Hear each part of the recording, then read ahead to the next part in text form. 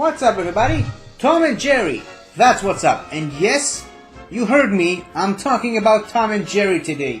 There's a brand new live-action-ish Tom and Jerry movie that I watched, and I'm going to talk about it. And right off the bat, let me just say that I really liked it. I really enjoyed it. It was a nice, fun, enjoyable experience, and it was definitely a Tom and Jerry movie. I mean, there's no other way around it. I mean, they're not trying to do something new. They're not trying to reinvent the formula. They're not trying to change anything like Scoob did last year, which I did enjoy, by the way. I did enjoy Scoob, but that one really took the Scooby-Doo franchise in a completely different direction. This one did not. It was 100% completely, unavoidably a Tom and Jerry movie, start to finish. And basically, what I love about this is that you didn't need to already be a Tom and Jerry fan and to be well versed in the Tom and Jerry canon. I'm being sarcastic, obviously.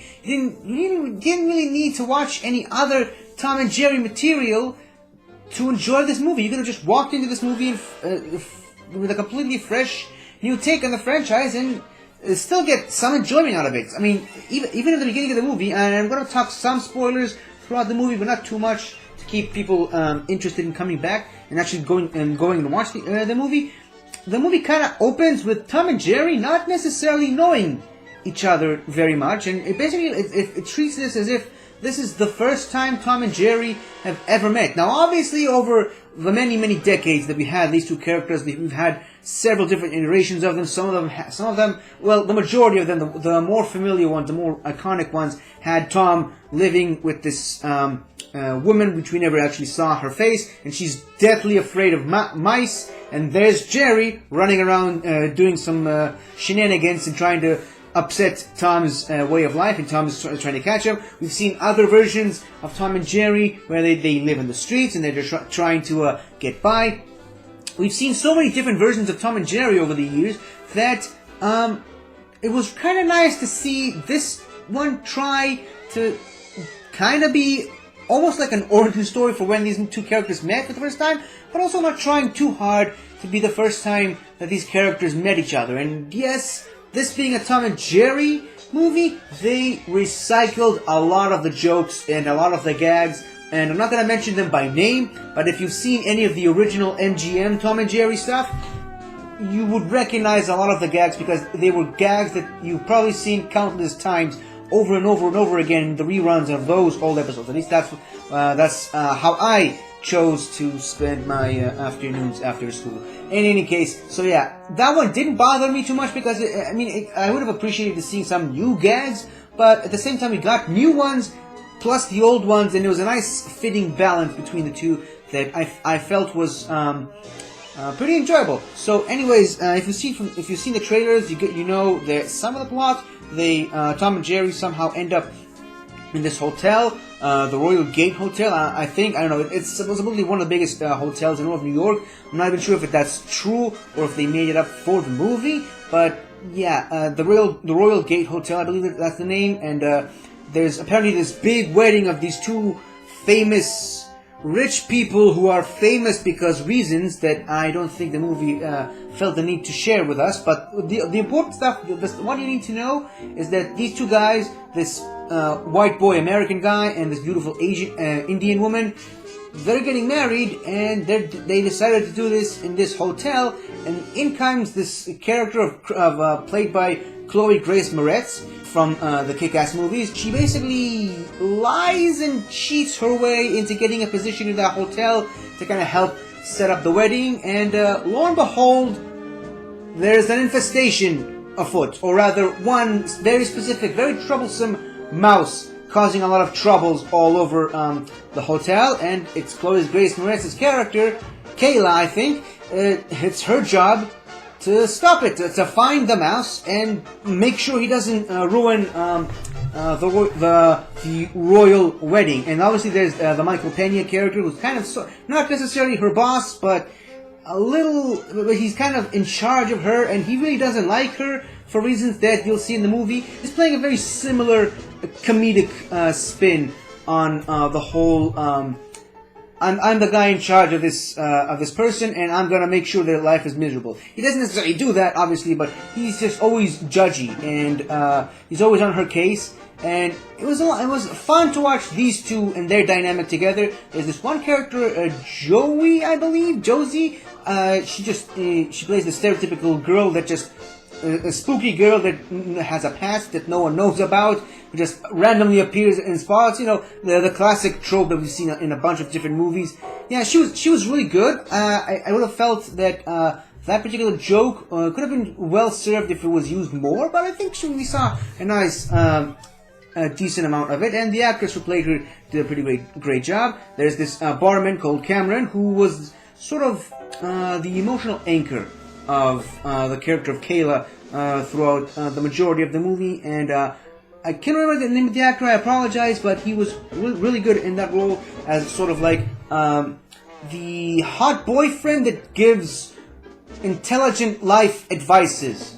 That's the best way I can describe it. Obviously, the boss man, the guy in charge of the hotel, he was really good. I mean, he was sort of in that very vague borderline between bumbling and intelligent, and I thought it was a really nice addition to the movie. But unfortunately, the movie I think the movie spends a little too much trying to set up the human characters. And like these two famous guys and the rich guys and their wedding, but maybe not enough on Tom and Jerry. But Tom and Jerry are definitely the main focus of the movie. I don't know. The movie kind of seems like it has two focuses. One, it seems like the Chloe Grace Moretz character is the central character of the movie, in a movie about Tom and Jerry, where Tom and Jerry are basically taking second stage to her character. I would have enjoyed just seeing a straight up Tom and Jerry movie. But I enjoyed the human element added into this movie much more than I enjoyed when they tried to add the human element to like a Godzilla movie, where I don't think that dynamic works. I mean, there is a way to do it. You gotta find the balance way to do it. But so far in most of the Godzilla and King Kong movies, it didn't quite work. I think it works well in this movie, but again, I would have much preferred to see a movie that's called Tom and Jerry to be more focused on actual Tom and Jerry. But yeah, the camaraderie between the two, and like I said, the gags, the visual gags, the animation was great. I mean, it's been a long time since, me personally, since I've seen this type of animation style where I call it the Roger Rabbit effect, where they take 2D animated characters and put them in a live-action environment, like some of the Looney Tunes movies, like Space Jam and Looney Tunes Back in Action. You know, those types of movies, which I really enjoyed. I enjoy when they try to do stuff like that. And I thought the animation has definitely improved a lot since like the days of the Space Jam and the Looney Tunes Back in Action.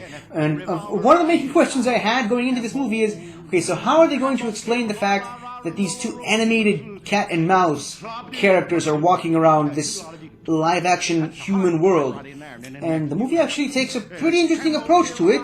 Basically, all animals are animated cartoon characters, and that kind of makes it okay. So there are no live-action real animals, quote-unquote real animals in this movie. All animals in this movie are animated cartoon characters, which I felt was a really interesting take on the whole Tom and Jerry mythos. We get to see a bunch of returning characters from the Tom and Jerry history, like Spike the dog. I mean, obviously you can't have a Tom and Jerry movie without Spike. There's Butch, the sort of the black cat, the alley cat that sometimes is an ally of Tom, sometimes he's an enemy of Tom. I don't know, the Tom and Jerry canon is very inconsistent on that character, but they were all voiced by completely new actors. I think Bobby Cannavale voiced Spike the dog, which I felt was an incredible surprise, and I didn't see that coming. But yeah, it was nice to see these guys in there. I would have enjoyed seeing more of Butch, that character in the movie, but I think they did a good job portraying him in a specific position that character needed for the movie. Overall, I give this movie a thumbs up. It was really enjoyable. I liked it. Again, I would have preferred a Tom and Jerry movie to be more focused on Tom and Jerry.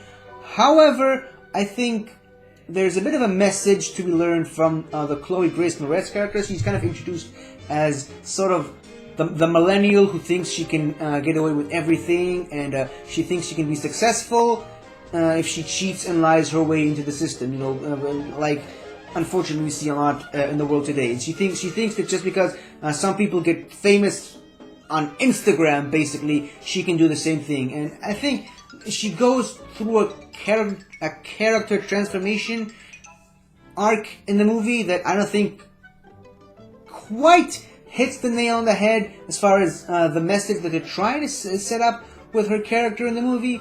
But I enjoyed that at least they tried to address that aspect of the youth of our times, as they say. So I enjoyed her character, but again, I would have much preferred a movie about Tom and Jerry to be about Tom and Jerry, not a bunch of random human characters that are actually pretty well done, pretty well acted, pretty well scripted as far as I'm concerned, but not probably shouldn't have been the main focus of the movie. That's what I felt regarding that movie.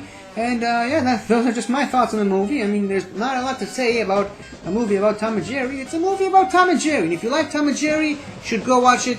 I think you're going to have a great time because I watched it last night and I really, really enjoyed it. So that's my quick review on Tom and Jerry, the movie, Tom and Jerry 2021. I think that's one way of putting it. And yeah, Tom and Jerry. It's a brand new movie. You should go watch it and have yourselves a nice, good time. Just, don't expect anything too intellectually challenging. So it's not. Don't expect like a Pixar level quality of movie. So sorry, I've been talking for a little too long. In any case, that's my quick thoughts on Tom and Jerry. I think I've said that enough times throughout this review. And yeah, that's it. I will see you guys some other time. There's a brand new movie for me to watch and review. And hopefully, with things getting better in 2021, I will get a chance to do just that more and more often. So, thank you guys for listening, and I will see you guys some other time. Goodbye! Hello again, everybody! I really hope you enjoyed this video, because I really enjoyed making it. So, if you like what you've seen here, please remember to like, share, comment, and subscribe for more awesome content like this. So, until next time, guys, I'll see you guys next time.